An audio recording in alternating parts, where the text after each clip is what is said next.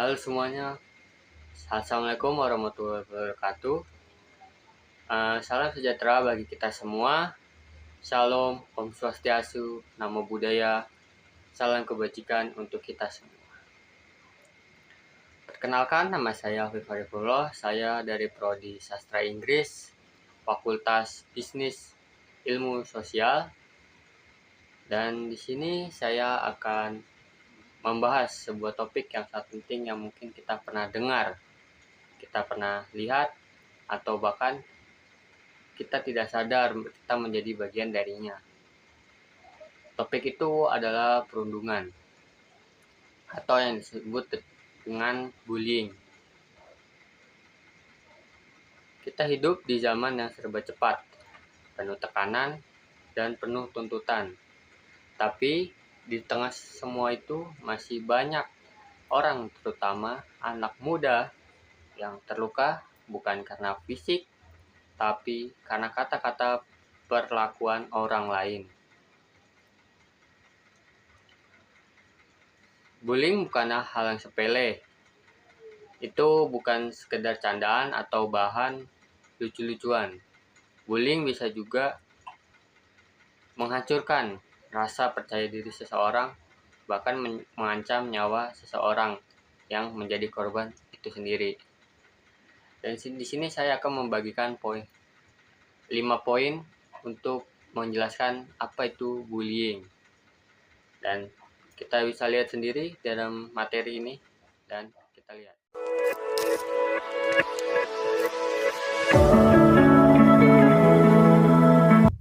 Ya, bisa kita lihat di poin nomor pertama itu ada apa sih itu bullying dan apa artinya itu. Sebelum kita membahas lebih jauh, mari kita pahamin dulu dari pertanyaan tersebut dan apa itu bullying. Bullying adalah tindakan menyakiti orang lain, baik secara fisik, verbal, sosial, maupun digital, yang dilakukan berulang kali dengan tujuan untuk menekan atau merendahkan seseorang. Mengutip dari Widya Ayu dalam buku Cegah dan Stop Bullying Sejak Dini, bullying berasal dari bahasa Inggris yaitu bull, yang berarti benteng. Secara etimologi, bullying berarti penggertak, orang yang mengganggu yang lemah. Ada beberapa bentuk bullying yang perlu kita kenali.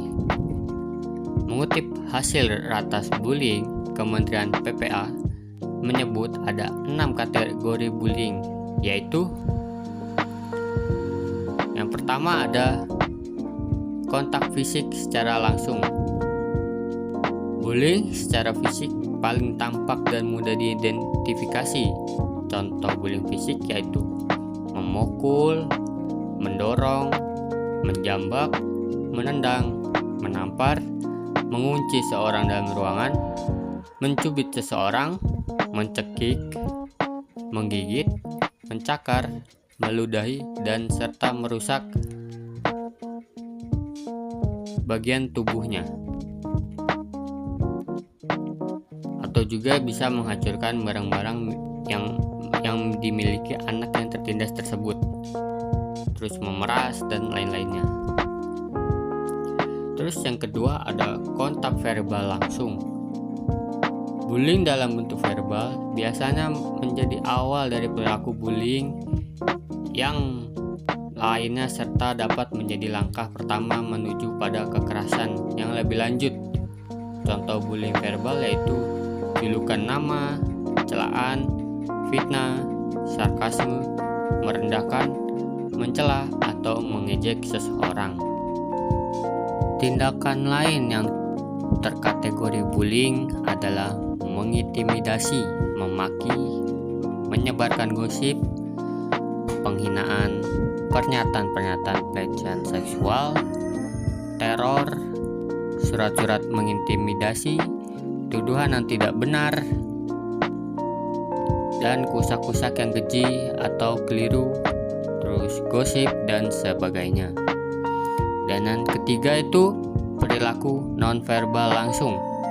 Bullying jenis ini seperti tindakan melihat dengan sinis, menjulurkan lidah, menyampaikan ekspresi muda yang merendahkan, atau mengejek, atau bahkan mengancam, biasanya disertai oleh bullying fisik atau verbal.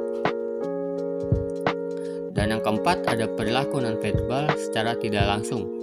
Tindakan mendiamkan seseorang, terus memanipulasi persahabatan sehingga menjadi retak, terus sengaja mengucilkan orang atau mengabaikannya, terus mengirimkan surat, kaleng kepada korban. Dan yang kelima, ada cyberbullying. Tindakan menyakiti orang lain dengan sarana media elektronik, rekaman intimidasi, pencemaran nama baik lewat media sosial. Terus yang keenam, ada pelecehan seksual. Kadang tindakan pelecehan ini dikategorikan perilaku agresi fisik atau verbal kepada korban. Dan ini tidak baik untuk kita lakukan ya. Semua bentuk bullying sama-sama berbahaya, bedanya pada cara, tapi dampaknya tetap sama, menyakiti hati dan pikiran orang lain.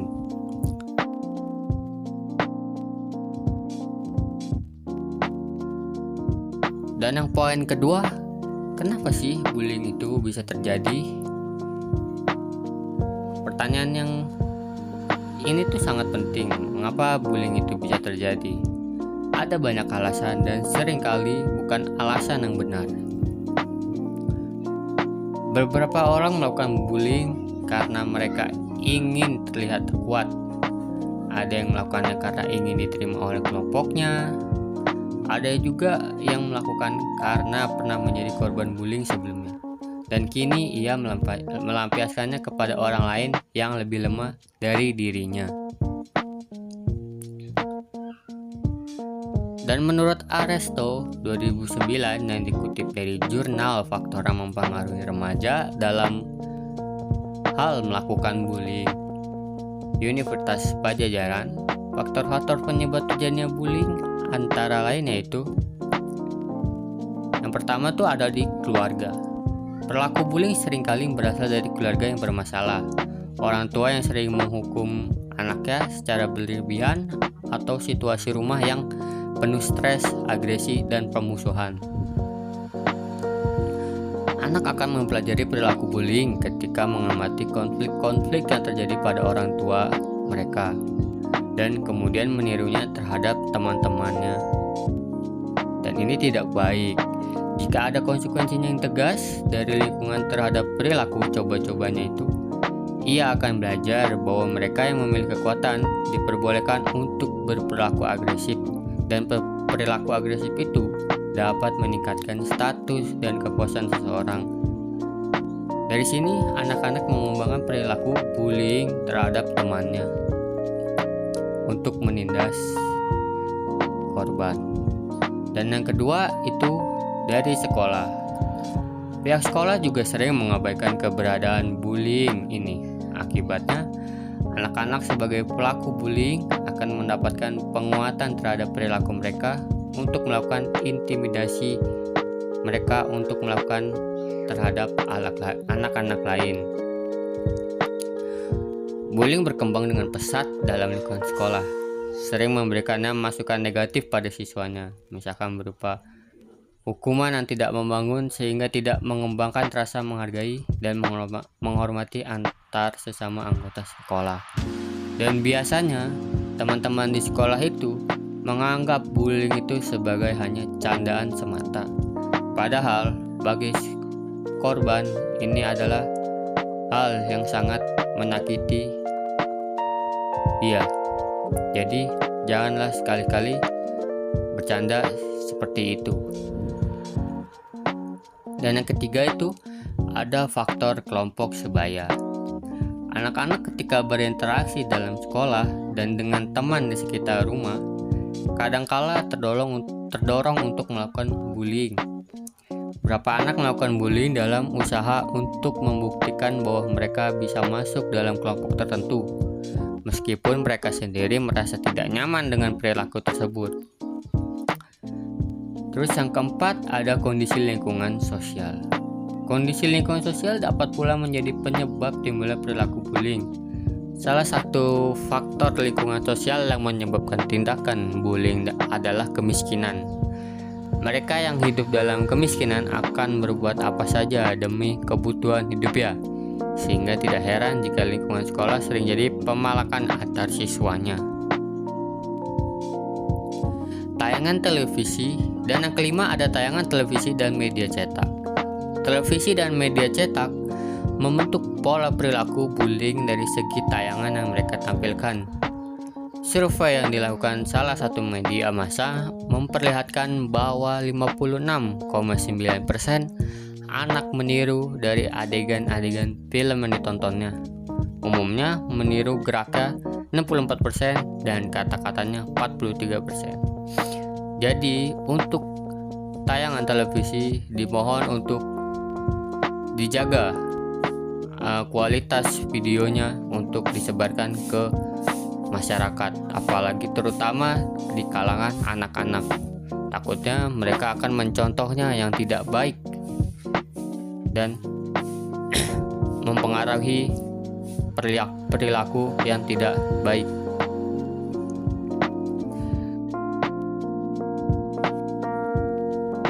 Dan yang poin ketiga ada dampak dari bullying.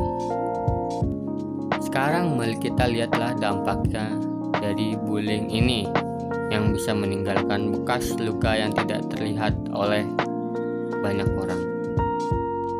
Menurut Suryanto pada tahun 2003 yang dikutip dalam buku model intervensi psikologi Islam konseling kelompok Tazkiyatun Nafsi, salah satu bentuk upaya dalam menangani siswa korban bullying menyebutkan beberapa dampak negatif yang dialami anak-anak korban bullying, yaitu yang pertama tuh ada dampak bullying terhadap kehidupan individu, yaitu kurangnya motivasi atau harga diri, problem kesehatan mental misalnya kecemasan berlebihan, problem dalam hal makan, susah tidur, dan lain-lainnya.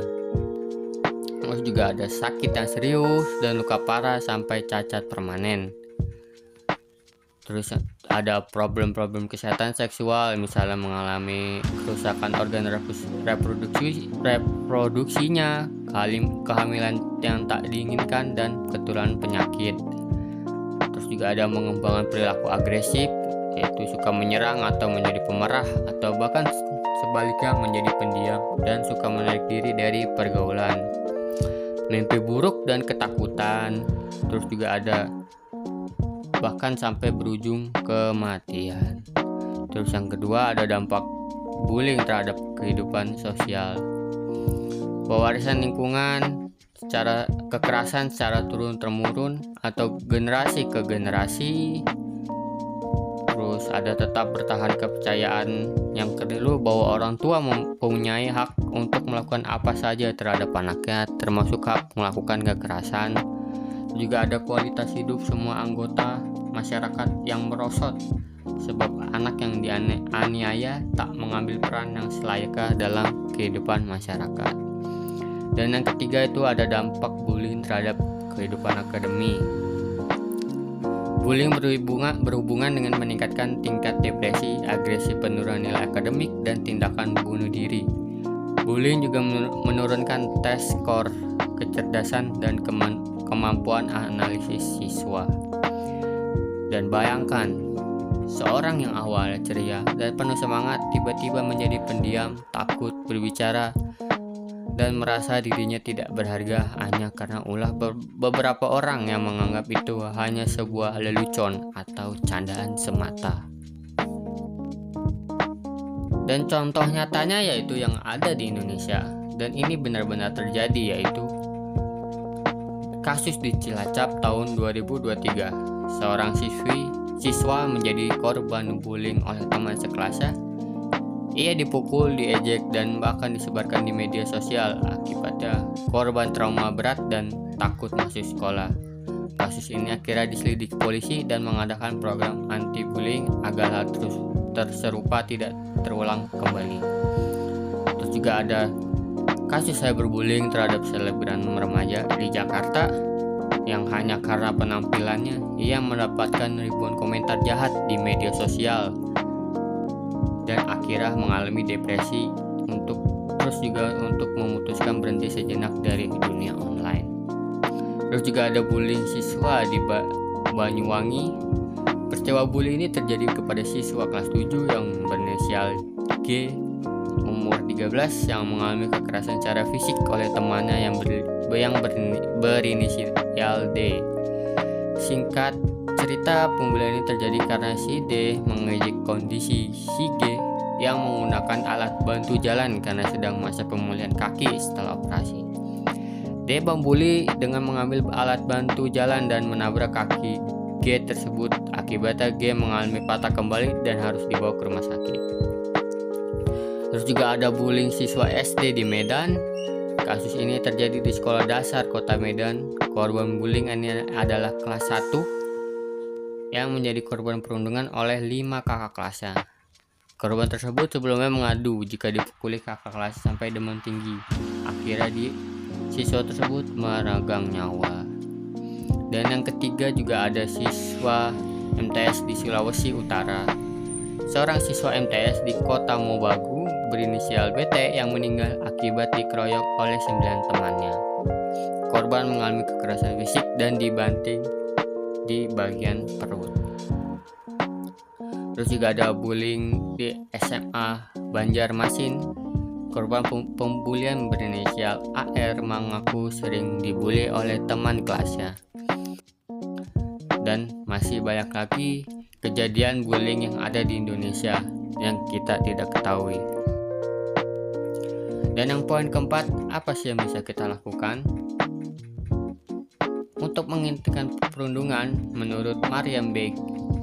Gainau dalam buku Perkembangan Remaja dan Problematiknya, berikut cara mengatasi bullying bagi remaja, antara lain sebagai berikut, yaitu sekolah menciptakan kultur sekolah yang aman, nyaman, dan sehat sehingga anak dapat berinteraksi dengan teman-teman dengan baik. Terus yang kedua, guru dan orang tua perlu mengajarkan kepada anak-anak atau remaja untuk menyelesaikan masalah bukan cara kekerasan dan main hakim sendiri, melainkan dengan pendekatan musyawarah untuk mencari solusi yang terbaik. Terus yang ketiga, guru perlu menilaikan nilai-nilai agama dan moral yang baik sehingga anak bisa saling menghargai dan menghormati. Dan yang keempat, guru perlu melakukan pendekatan konseling kepada anak yang mengalami bullying sehingga anak remaja tidak memiliki trauma berkepanjangan, minder atau takut bersosialisasi dengan orang lain. Dan yang kelima, guru dan orang tua perlu bekerja sama untuk menangani bullying dengan musyawarah yang baik sehingga dapat mencari solusi yang baik. Dan hukuman untuk perilaku bullying. Mengutip dari PPHN, ancaman pidana bagi pelaku bullying yaitu Undang-Undang Nomor 23 Tahun 2022 tentang Perlindungan Anak Pasal 80. Setiap orang yang melakukan kekejaman, kekerasan, atau ancaman penganiayaan terhadap anak dipidana dengan pidana penjara paling lama 3 tahun dan denda paling banyak yaitu 72 juta rupiah. Dalam hal bagaimana yang dimaksud di juga ayat 1, luka berat, maka pelaku pidana penjara paling lama 5 tahun dan denda paling banyak 100 juta. Dan juga ada bagaimana dimasuk dalam ayat 2, kalau misalkan dia mati, maka pelaku dipidana dengan penjara paling lama 10 tahun dan atau denda paling banyak 200 juta rupiah. Hukuman tersebut bisa ditambah sepertiganya apabila melakukan penganiayaan tersebut orang tuanya. Selain itu, ketentuan pidana tentang anak ini bukan delik aduan, sehingga bisa berjalan meski pengaduan atau persetujuan butuh persetujuan lebih dahulu dari anak yang menjadi korbannya. Sebelum mengetik atau membicarakan sesuatu, tanyakanlah pada diri sendiri, apakah kata-kata ini menyakiti seseorang? Jika iya, lebih baik tahan jari dan mulut kita itu. Mari kita ubah dunia menjadi tempat yang aman, bukan medan perang komentar atau bulian. Dan yang kelima itu ada peran sekolah, keluarga, dan masyarakat.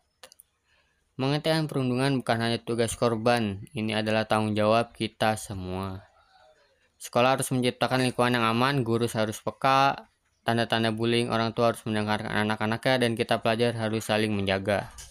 Kita harus mulai dari hal menyapa teman terlihat sendirian, tidak menertawakan orang yang berbeda, memberi dukungan ketika seorang diserang di media sosial.